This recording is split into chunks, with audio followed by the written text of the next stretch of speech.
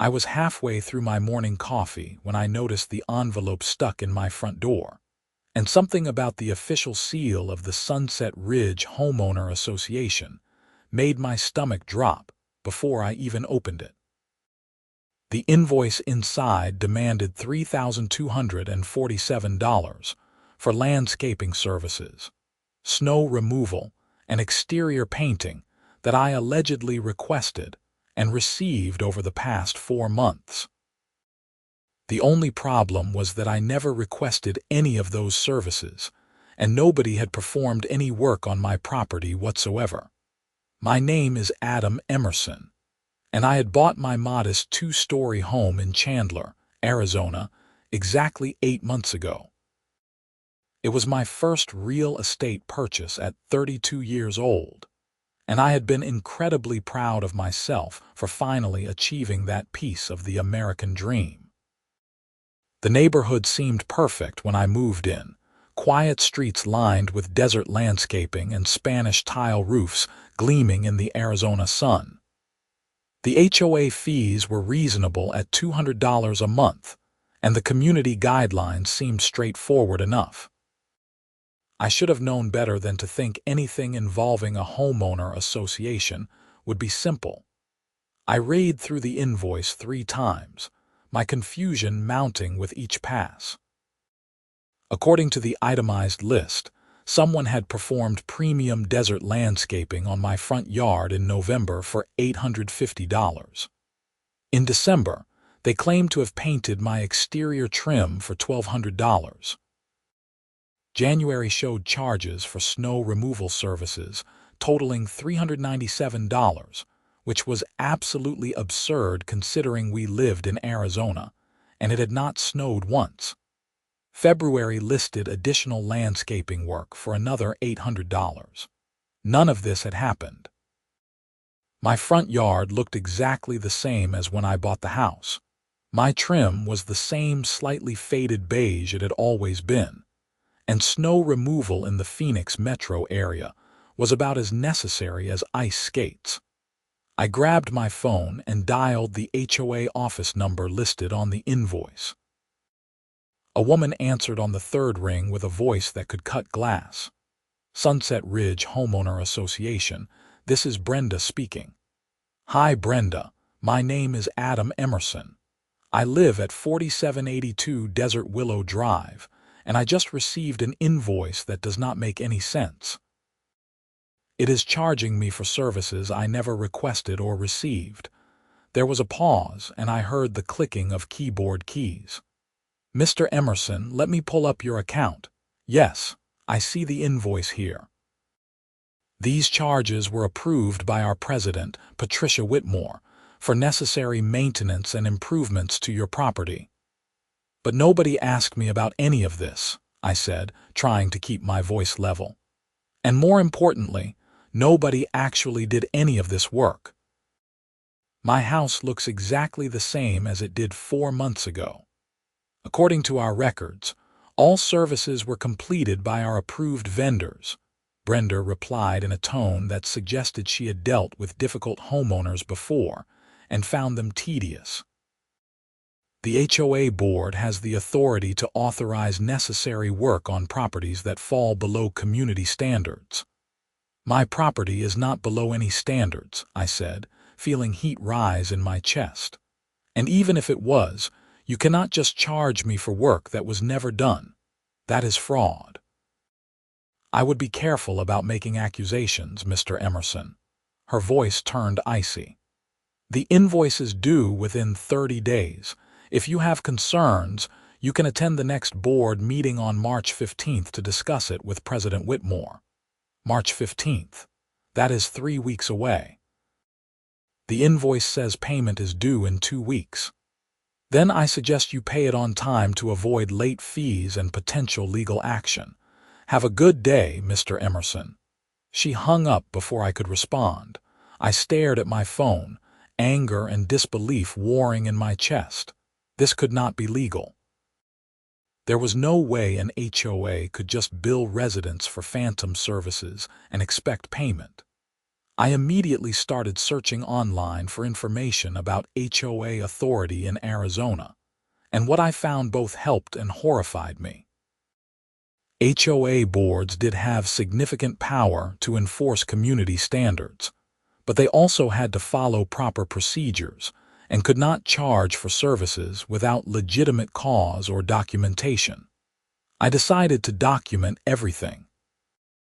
I grabbed my phone and went outside to take photographs of my property from every angle.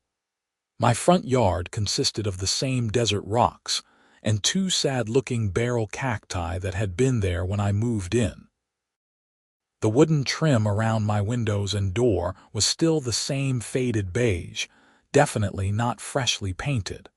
I took close-up shots showing the weathering and sun damage. I photographed the dates on my phone to prove when the pictures were taken. If this was going to turn into a legal battle, I wanted evidence. Over the next few days, I made it my mission to figure out what was happening. I walked around the neighborhood, looking at other properties to see if anyone else had received mysterious upgrades.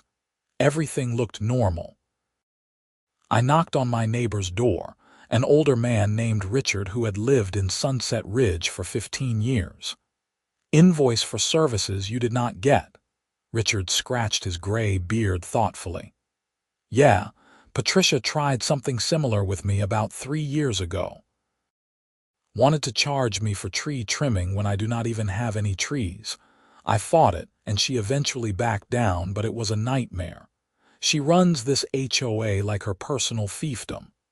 Why do people keep electing her then? Richard laughed bitterly. Most people in the neighborhood are too busy or too scared to run against her. She has her little group of supporters who vote as a bloc, and she intimidates anyone who challenges her. My advice: document everything and get a lawyer if you can afford one. Patricia does not back down easily, and she holds grudges. That evening, I started going through all my HOA paperwork from when I bought the house. The CC and Rs, the bylaws, the architectural guidelines, everything. I read through the sections about the board's authority to maintain properties, and while there was language about the HOA being able to address violations, it clearly stated that homeowners must be given written notice and an opportunity to remedy issues before the HOA could take action. I had never received any violation notices. I had never received any communication at all from the HOA beyond the monthly newsletter that mostly featured pictures of Patricia Whitmore at various community events. I decided to visit the HOA office in person the following Monday. The office was located in a small strip mall near the neighborhood entrance, sandwiched between a nail salon and a tax preparation service. Inside, the space was cramped and dated, with beige walls covered in community announcements and faded photos of past HOA events. Brenda sat behind a desk that took up most of the small front area, her expression souring the moment she recognized me. "Mr. Emerson, I told you the next board meeting is not until March 15th. I am not here about the meeting. I am here to request copies of all documentation related to these charges. Work orders, contractor invoices, photographs of the alleged work, everything." Brenda's eyes narrowed. "That information is part of HOA records. You will need to submit a formal written request." "Fine. I am submitting one now." I pulled out a letter I had prepared that morning, requesting all records related to the charges on my invoice. Arizona Revised Statutes Section 33-1805 requires HOAs to make records available to homeowners within 10 business days of a written request. I had done my homework. Brenda took the letter with obvious reluctance, her lips pressed into a thin line. "I will pass this along to President Whitmore." "The law says 10 business days," I repeated, "not whenever President Whitmore feels like it." I left before Brenda could respond, feeling both triumphant and nervous. I was definitely making enemies, but I was not about to pay over $3,000 for services nobody had performed. That money represented months of savings, and the principle of the thing infuriated me beyond measure. 2 days later, I received a phone call from an unknown number. When I answered, a woman's voice came through, sharp and commanding. "Mr. Emerson, this is Patricia Whitmore, president of the Sunset Ridge HOA. I understand you are creating difficulties with my office manager regarding a legitimate invoice. Mrs. Whitmore, I am not creating difficulties. I am questioning charges for services that were never performed on my property. The board determined that your property needed attention to maintain community standards. We have the authority to ensure all homes meet our guidelines. Even if that were true, which I dispute, nobody actually did any of the work you are charging me for. My house looks exactly the same. I have photographs with dates proving nothing has changed." Patricia made a sound that might have been a laugh but held no humor. "Mr. Emerson, I have been running this HOA for 12 years. I know what is best for this community. Your property was serviced by our approved vendors, and you will pay the invoice. If you refuse, we will place a lien on your home and pursue legal action to recover the funds plus additional fees." The threat was clear and delivered with the confidence of someone who expected complete obedience. "Mrs. Whitmore, I have requested documentation of these services. If the work was actually performed, providing that documentation should be simple. You will receive what you need to receive when I decide you need to receive it. Do not test me, Mr. Emerson. I have dealt with troublemakers before, and they all eventually learn that fighting the HOA is pointless. Pay your invoice." She hung up. I stood in my kitchen, phone still pressed to my ear, absolutely stunned by the blatant hostility and arrogance. This woman was threatening to put a lien on my house over fraudulent charges, and she seemed completely confident she would get away with it. I realized then that this was bigger than just my invoice. If Patricia Whitmore was willing to charge me for fake services, how many other homeowners had she done this to? How long had this been going on? I needed a lawyer, but good lawyers were expensive, and I had already stretched my budget to buy the house. I started researching attorneys who specialized in HOA disputes in the Phoenix area, and the consultation fees alone made me wince. Then, I remembered something my sister had mentioned months ago. Her best friend from college, Zachary Morrison, had recently moved to Phoenix and was working for a firm that did some consumer protection work. It was a long shot, but I called my sister Emma and got his number. Zachary agreed to meet me for coffee that Saturday at a Starbucks in Tempe. He was younger than I expected, maybe 30, with an energetic demeanor and sharp eyes that seemed to catch everything. I laid out the whole situation for him, showing him the invoice, my photographs, and the records I had of my communications with the HOA. "This is blatant fraud," Zachary said, scrolling through the documents on his tablet. "The question is whether Patricia is doing this herself, or if there is a larger scheme involving the contractors. Either way, you have a strong case, but fighting an HOA can be expensive and time-consuming. I cannot just pay for services I did not receive. That is $3,000 I do not have, and if I pay it, she will know she can keep doing this." Zachary nodded slowly. "Let me talk to my boss. We have been looking to take on more consumer protection cases, and if this is part of a pattern, it could be significant. Give me a few days to do some digging. In the meantime, do not pay that invoice and do not sign anything from the HOA." Over the next week, I felt like I was waiting for the other shoe to drop. Every time I pulled into my driveway, I half expected to see another threatening letter. The deadline for payment came and went, and sure enough, 3 days later, I received a certified letter informing me that I was in violation of HOA covenants for non-payment. The letter stated that late fees of 10% had been added to my balance, and if I did not pay within 10 days, the HOA would file a lien against my property. I forwarded everything to Zachary, who called me that evening. Good news and bad news. Good news is my firm is willing to represent you, potentially pro bono if this turns into a class action situation. Bad news is I did some preliminary research, and Patricia Whitmore has been president of your HOA for 12 years with virtually no oversight.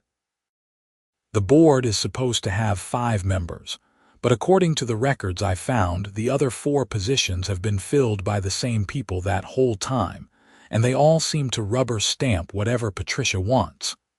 So she has complete control. Essentially, yes. But here is where it gets interesting. I pulled county records for the addresses of the vendors listed on your invoice. The landscaping company has the same registered address as Patricia Whitmore's home. The painting company is registered to a Kenneth Whitmore at the same address. My stomach dropped. Her husband, presumably. I am still digging, but this looks like a classic kickback scheme. She is using her authority as HOA president to generate fake work orders, billing the homeowners and funneling the money to companies she and her family control. The work never gets done because it was never meant to be done. It is just a way to extract money from the residents. How many other people has she done this to? That is what we need to find out. I am going to file a response to the HOA on your behalf, denying the charges and demanding proof of services rendered. That will buy us time. Meanwhile, I want you to do something for me. Talk to your neighbors. See if anyone else has received suspicious invoices or charges. We need to establish a pattern. I spent the entire weekend knocking on doors. Out of the 40 homes in Sunset Ridge, I managed to talk to owners or residents of 23. What I discovered made my blood boil. 11 of them had received questionable charges over the past 3 years. Most had paid them because they were scared of liens or legal action. One couple, the Johnsons, had been charged $1,800 for driveway sealing that never happened. Another homeowner, a single mother named Rachel, had been billed for roof repairs that were supposedly done while she was out of town visiting family. When she questioned it, Patricia had threatened to report her for other violations and make her life miserable. She is like a mob boss, Rachel told me, standing in her doorway with her arms crossed protectively. After I paid, she left me alone, so I just kept my head down, but it made me sick, knowing she stole that money from me. I was saving for my daughter's braces. Each story fueled my determination. Patricia Whitmore had been running a criminal enterprise disguised as HOA management, and she had gotten away with it because homeowners were isolated and scared. Nobody wanted to be the one to fight back because the HOA had so much power over their homes and lives. But if we stood together, we could stop her. I compiled all the information and sent it to Zachary. He called me Monday morning and I could hear the excitement in his voice. Adam, this is bigger than we thought. Based on what you have found, Patricia may have fraudulently collected over $50,000 in the past 3 years alone. We are talking wire fraud, theft, possibly racketeering depending on how the money moved. I have contacted the Arizona Attorney General's office and they are interested. What do we do now? We keep gathering evidence and we file a formal complaint. I am also going to reach out to the other homeowners you spoke with and see if they are willing to join a civil suit. But Adam, you need to be careful. If Patricia realizes what you are doing, she might escalate. Document everything, and if anything strange happens, call me immediately. The next HOA board meeting was scheduled for March 15th, and I had every intention of being there. In the meantime, Zachary filed a formal response to the lien notice, including a demand for all documentation supporting the charges and a notification that we were pursuing legal action for fraud. I was not sure what kind of reaction to expect, but I did not have to wait long. 2 days after the HOA received Zachary's letter, I came home from work to find a violation notice taped to my front door. According to the notice, my house was in violation of community standards for peeling paint, an unmaintained yard, and improper window coverings. Each violation carried a fine of $150, and I had 7 days to remedy the issues or face additional penalties. It was pure retaliation, and it was laughably transparent. My paint was no more peeled than anyone else's on the street. My yard was standard desert landscaping that required minimal maintenance, and my window coverings were plain white blinds identical to most other homes in the neighborhood. I took photographs of everything and sent them to Zachary, then photographed several neighboring homes that had identical or worse conditions without violation notices. She is trying to bury you in fines and violations to force you into compliance, Zachary said when I called him. It is a common intimidation tactic. Do not pay any of these fines. We will include them in our complaint as evidence of retaliation. The week leading up to the March 15th board meeting felt endless. I was stressed and angry, lying awake at night running through scenarios and arguments. I had never been someone who enjoyed confrontation, but Patricia Whitmore had pushed me into a corner, and I was not going to back down. Several of the homeowners I had spoken with agreed to come to the meeting with me, and Zachary was planning to attend as my attorney. The meetings were held in the clubhouse near the community pool, a dated facility with folding chairs and fluorescent lighting that hummed incessantly.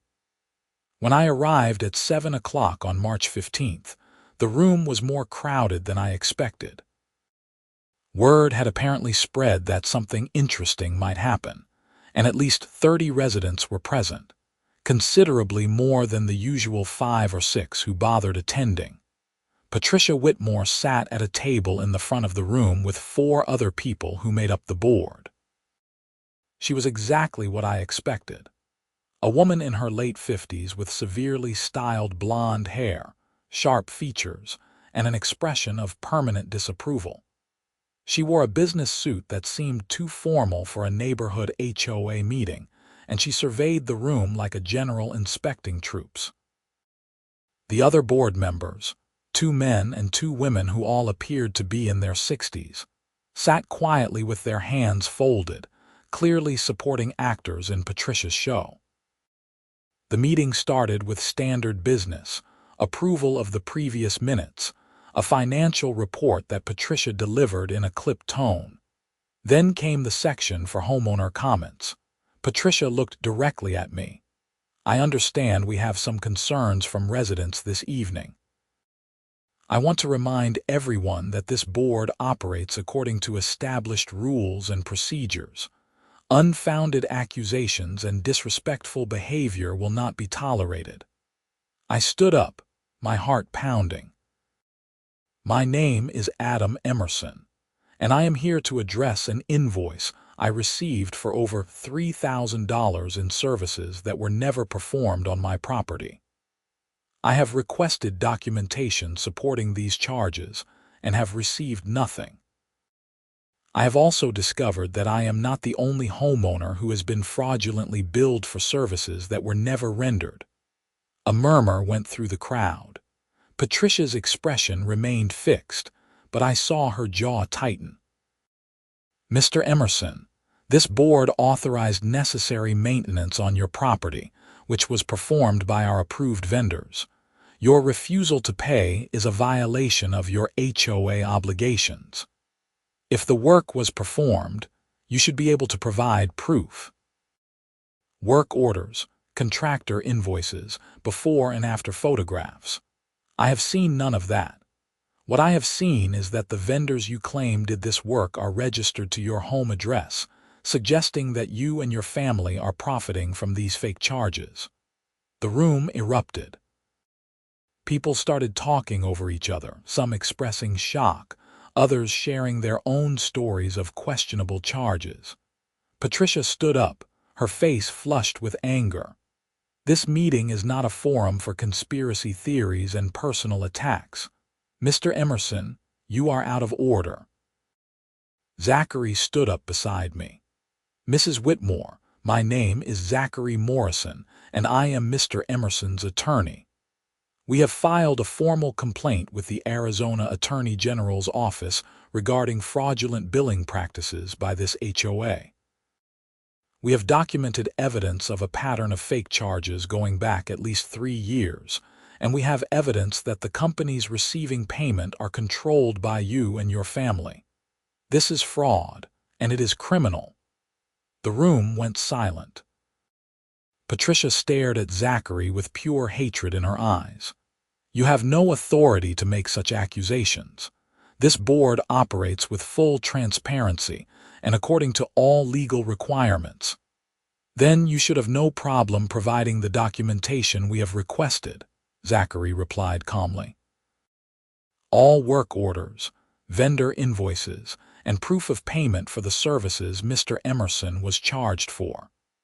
Arizona law requires you to provide those records within 10 business days of a written request.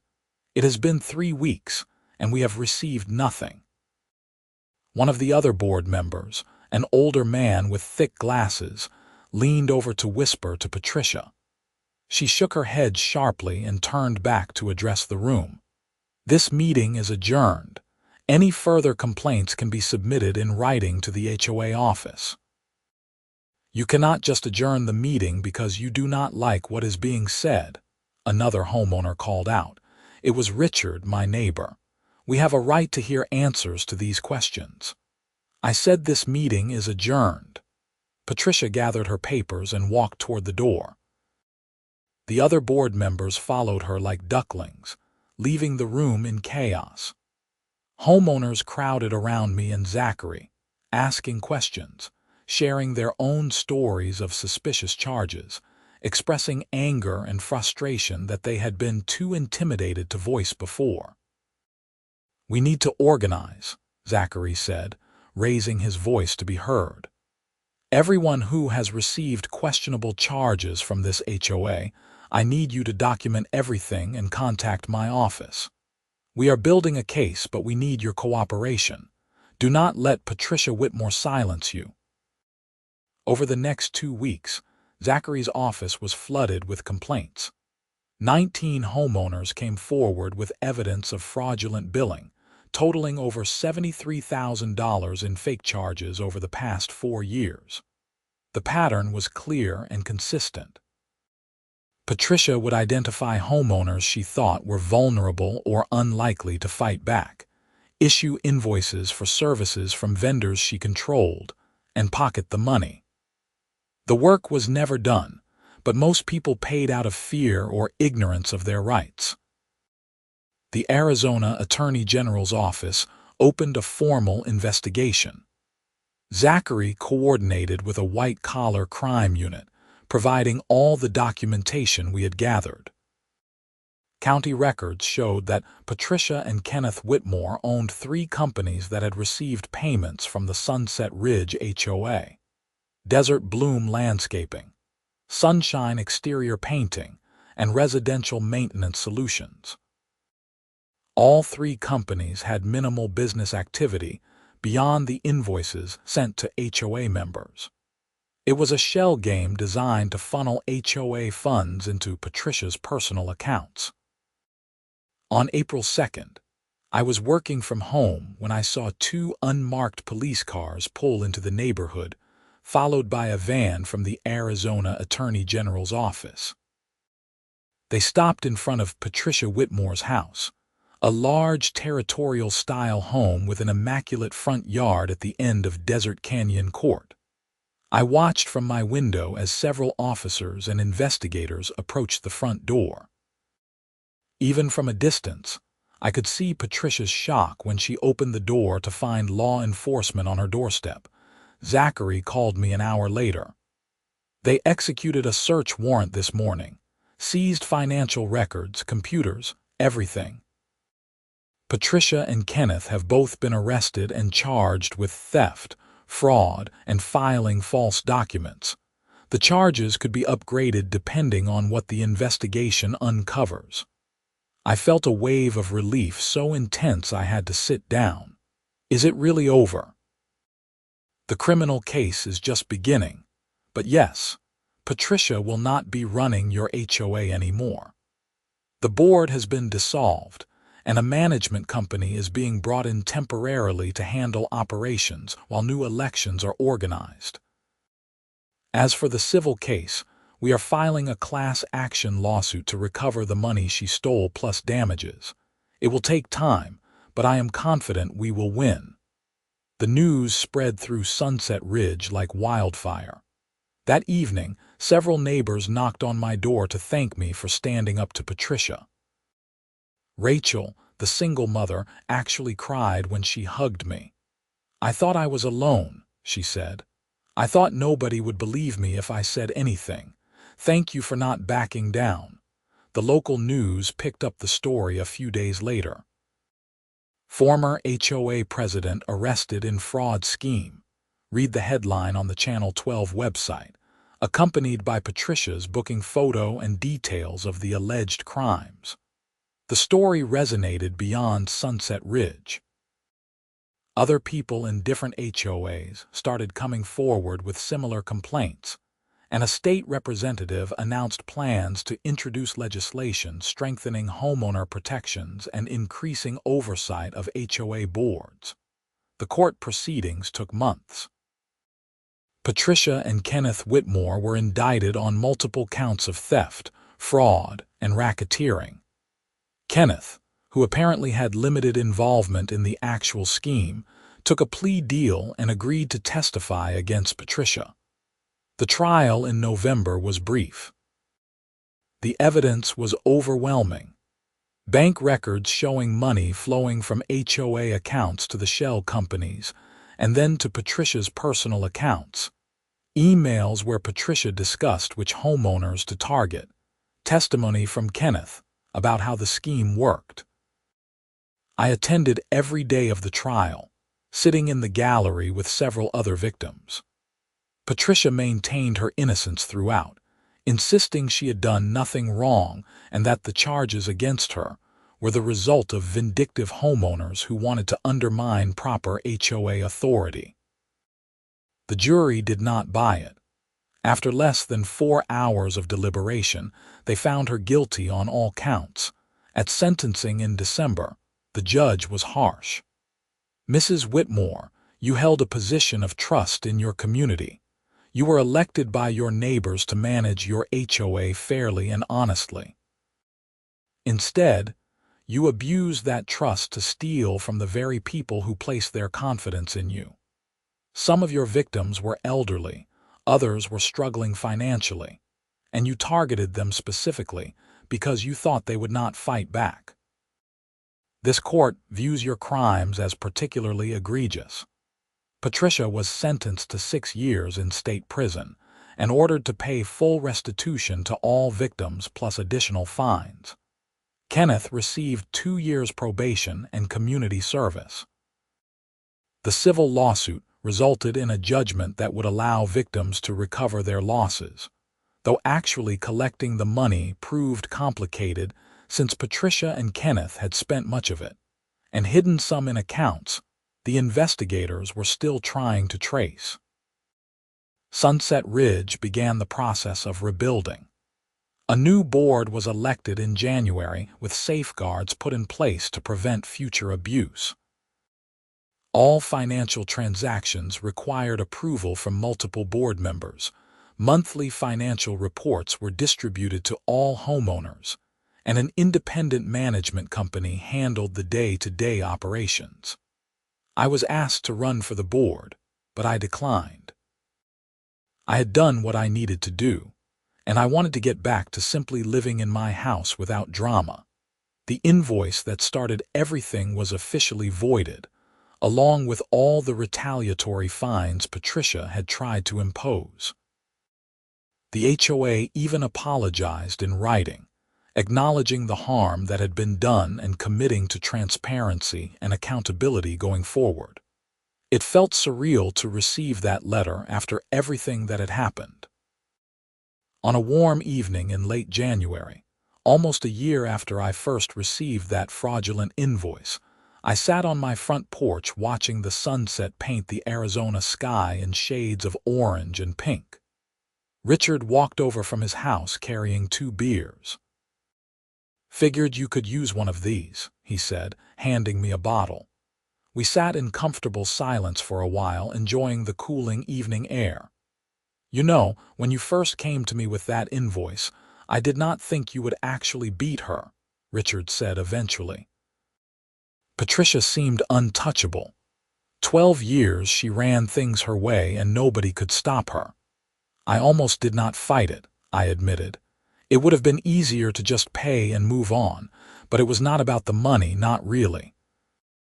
It was about not letting someone bully me into accepting something I knew was wrong."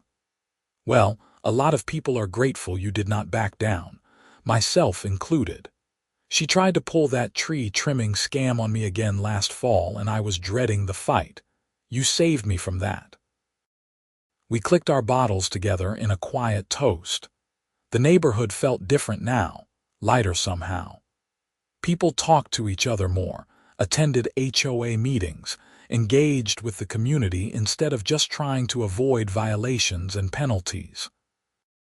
It turned out that when an HOA was run properly, it could actually enhance a neighborhood rather than terrorize it. My sister Emma visited a few weeks later and demanded to hear the whole story in person. We sat in my living room while I recounted everything that had happened, from the initial invoice to Patricia's sentencing. "I cannot believe you went through all that," Emma said, shaking her head in amazement. "Most people would have just paid it." "Most people did pay it, that was the problem. Patricia counted on people being too scared or too tired to fight. If everyone who got a fake invoice had stood up to her right away, she never could have kept doing it for 4 years. So, what did you learn from all this?" Emma asked with a slight smile, knowing she sounded like our mother. I thought about it for a moment. That systems only work when people participate in them. Patricia took over the HOA because nobody else wanted to deal with it. She kept power because people did not vote or pay attention. She got away with fraud because victims suffered in silence. It took all of us working together to stop her. I also learned that attorneys who specialize in HOA law are worth their weight in gold. Emma laughed. "Should I tell Zachary you said that?" "Definitely.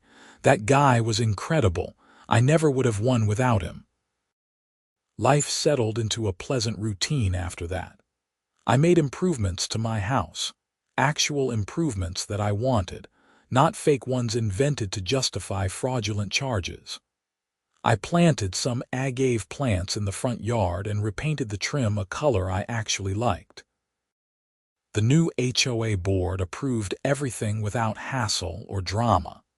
It was what normal HOA operations should feel like. In March, a year after that pivotal board meeting, the Sunset Ridge HOA held a community event at the clubhouse. It was a casual gathering with food and games, designed to bring neighbors together and celebrate the fresh start. I almost did not go, still uncomfortable with the attention I sometimes received as the person who had taken down Patricia. But Richard convinced me to show up. The atmosphere was relaxed and friendly, nothing like the tense, fearful meetings under Patricia's rule.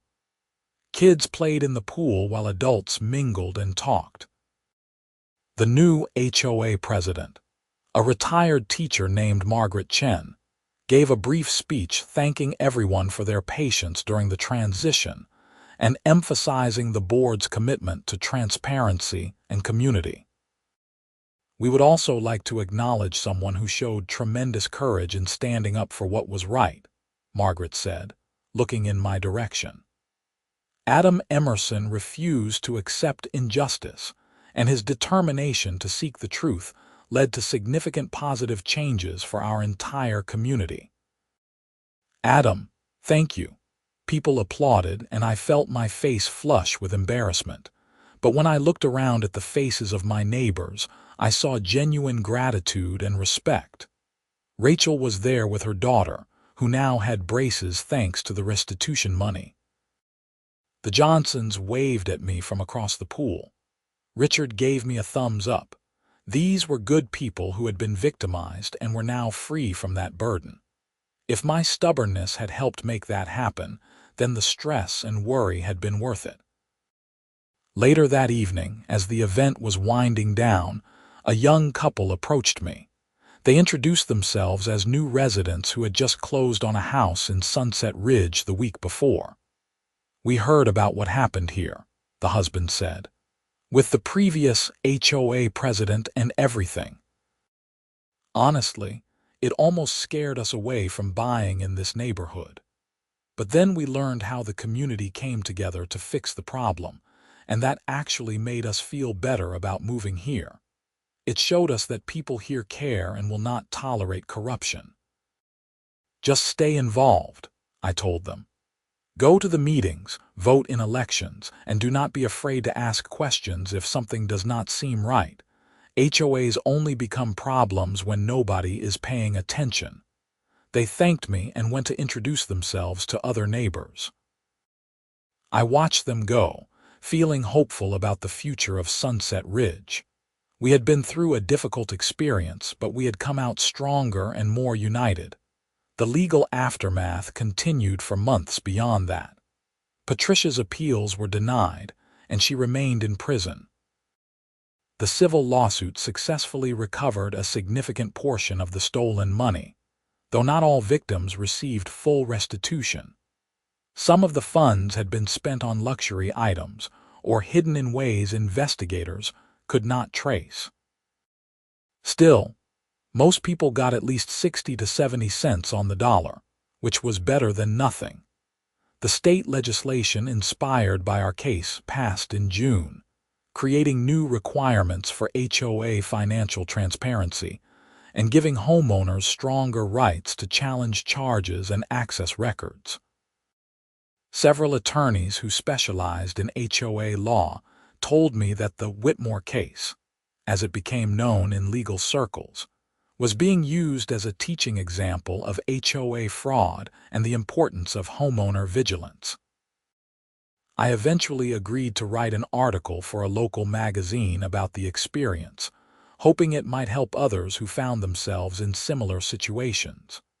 The main points I emphasized were documentation, communication, and persistence. Document everything with photographs, written records, and saved emails. Communicate with your neighbors because you are probably not alone. And persist even when the HOA tries to intimidate or wear you down, because they are counting on you giving up. The article generated dozens of emails from people across Arizona and even other states, sharing their own HOA horror stories and asking for advice. I tried to respond to as many as I could, usually by recommending they consult with an attorney who specialized in HOA law, and by encouraging them to organize with other affected homeowners. I was not an expert, just someone who had been through a specific situation and come out the other side. By the time summer arrived, my life had largely returned to normal. I worked, I maintained my house, I occasionally grabbed beers with Richard and some other neighbors. The trauma of the conflict with Patricia had faded, replaced by a quiet satisfaction that I had stood up for myself and helped others in the process. My house was truly mine now, not subject to the whims of a corrupt HOA president. The monthly fees I paid actually went toward legitimate community expenses, and I could see the financial reports proving it. One particularly hot July afternoon, I was inside enjoying the air conditioning when someone knocked on my door. I opened it to find an older woman I did not recognize, probably in her 70s, with kind eyes and a nervous smile. "Are you Adam Emerson?" she asked. "Yes, can I help you?" "My name is Dorothy Palmer. I live in the Cactus Creek HOA in Mesa. I read your article about what happened here in Sunset Ridge, and I was hoping I could talk to you. I think my HOA president is doing something similar to what Patricia Whitmore did, and I do not know what to do." I invited her in and offered her water. She explained that her HOA had been charging residents for various services over the past year, and she had become suspicious when she was billed for roof repairs that she had watched contractors complete on her neighbor's house, not hers. When she questioned it, the HOA president had become hostile and threatened her with fines. "I am 74 years old," Dorothy said, her voice shaking slightly. "I am on a fixed income and I cannot afford to pay for work that was not done, but I am also scared. What if they put a lien on my house? I have lived there for 20 years. I cannot lose my home." I spent 2 hours talking with Dorothy, sharing everything I had learned and giving her contact information for Zachary and other attorneys who might help. I emphasized that she should not face this alone, that she needed to talk to her neighbors and find out if others had similar experiences. "You fought your HOA and won," Dorothy said as she was leaving. "That gives me hope that I can too." After she left, I sat on my couch thinking about how one person's corruption could cause so much pain and fear. Patricia Whitmore had stolen money, yes, but she had also stolen peace of mind from people like Dorothy who just wanted to live safely in their homes without harassment or fraud. The ripples of her crimes extended far beyond the dollar amounts. I called Zachary and told him about Dorothy's visit. He agreed to give her a free consultation and said his firm was actually considering starting a practice group focused specifically on HOA disputes because they had received so many inquiries after our case. "You started something, Adam," Zachary said. "People are realizing they do not have to just accept whatever their HOA tells them. They have rights, and there are lawyers willing to help enforce those rights." As the months passed, I heard occasional updates about Patricia. She was appealing her sentence, claiming her trial had been unfair. The appeals court rejected her arguments. She then tried to argue that her sentence was too harsh compared to similar cases. That appeal was also rejected. She would serve her full 6 years, minus time off for good behavior if she earned it. Kenneth, her husband, completed his probation and reportedly moved out of state, trying to rebuild his life away from the scandal. Their house in Sunset Ridge went into foreclosure and was eventually sold to a young family who had no connection to the previous owners. The new neighbors were friendly and actively participated in community events, another small sign of positive change. The second anniversary of receiving that initial fraudulent invoice came and went. I did not mark the occasion specifically, but I thought about how much had changed in 2 years. I had gone from a first-time homeowner trying to mind my own business to someone who had taken on an entrenched power structure and won. It had not been easy, and there were moments when I questioned whether the fight was worth the stress. But sitting in my house, in my neighborhood that was now healthy and functional, I knew I had made the right choice. Richard hosted a barbecue that September, inviting several neighbors including me. As we stood around his grill drinking beers and talking about sports and work and normal life things, I felt a deep sense of contentment. This was what a neighborhood should feel like. People who enjoyed each other's company without fear or tension, who could disagree about things without worrying about retribution from an HOA board. "Remember when you first moved in and I warned you about Patricia?" Richard said, flipping burgers. I never thought anyone would actually take her down. I never thought I would be that person, I admitted. I just wanted to live in my house and not get scammed. Well, thank God you are more stubborn than the rest of us were. Things are so much better now. As the sun set and the desert air began to cool, I looked around at my neighbors laughing and talking, kids running around playing tag, music drifting from someone's outdoor speakers. This was the American dream I had wanted when I bought my house. A place to belong, a community that functioned properly, neighbors who looked out for each other. It had taken a fight to get here, but we had made it. The Sunset Ridge HOA continued to operate smoothly under its new leadership. Monthly financial reports showed exactly where every dollar went. Decisions were made by vote rather than by decree. Homeowners attended meetings because they wanted to participate, not because they were afraid of being targeted. It was boring in the best possible way, the way HOA governance should be. I never did serve on the HOA board, despite occasional encouragement from neighbors. My contribution had been challenging corruption when I saw it, not managing the day-to-day operations of community governance. Others were better suited for that role, and I was content to be an engaged homeowner who showed up to vote and stayed informed. 3 years after the initial invoice, I received a final check from the restitution fund. Patricia had some assets that were finally liquidated and distributed to victims. The check was not large, just $400, but it represented the last financial connection to that entire ordeal. I deposited it and used the money to buy a new grill for my patio, something that would facilitate many future gatherings with neighbors and friends. Looking back on the entire experience, I realized that the most important lesson was not about HOAs specifically, but about standing up for what is right even when it is difficult. Patricia Whitmore had counted on people being too tired, too scared, or too isolated to challenge her. She had gotten away with her scheme for years because most people chose the path of least resistance. I understood that impulse completely. Fighting is exhausting and uncertain, but some things are worth fighting for, and justice is one of them. My house in Sunset Ridge remained my home, the place I returned to after work each day, the investment I continued to maintain and improve. But it meant something more now, too.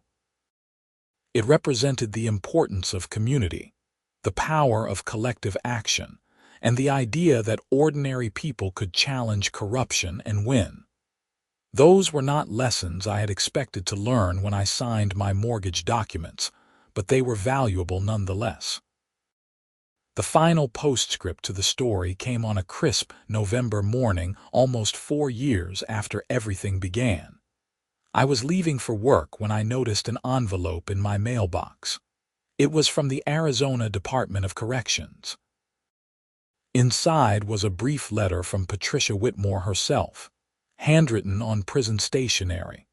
The letter was strange, not quite an apology, but not entirely defiant either. She wrote that she had been reflecting on her actions and the consequences, that prison had given her time to think about the choices she made. She claimed she had initially believed she was doing what was best for the community by maintaining high standards, and that things had gotten out of hand gradually in ways she had not fully recognized. She said she regretted the pain she had caused, though the letter stopped short of a full admission of wrongdoing. I read it twice, trying to decide how I felt. Part of me was angry that even now she was trying to minimize her responsibility, framing her fraud as something that had happened gradually rather than a deliberate scheme. But another part of me recognized that this letter was probably as close to accountability as Patricia would ever come. People who abuse power rarely admit the full extent of their actions. I put the letter in a drawer and did not respond. There was nothing to say that had not already been said in court. Patricia would serve her sentence, and eventually she would be released to rebuild whatever life she could. That was between her and the justice system. My part in the story was finished. As I drove to work that morning, I thought about all the people who had been affected by Patricia's crimes and by the fight to hold her accountable. Some had recovered their money, others had not. Some had moved past the experience easily, others still carried anger and resentment. The process of justice had been messy and imperfect, as it always is in the real world. But it had happened. Someone who abused their power had been held accountable. A system that enabled corruption had been reformed. People who had been victimized had been heard. That ultimately was what mattered. Not a perfect resolution, but a meaningful one. Not easy justice, but real justice. And a community that was stronger and more vigilant for having been through the fire. I pulled into my office parking lot, grabbed my coffee, and headed inside to start another ordinary day. The drama was over, the story was told, and life moved forward. My house was mine, my community was healthy, and I had learned that standing up for what is right, even when it is hard, is always worth doing. Everything else was just details.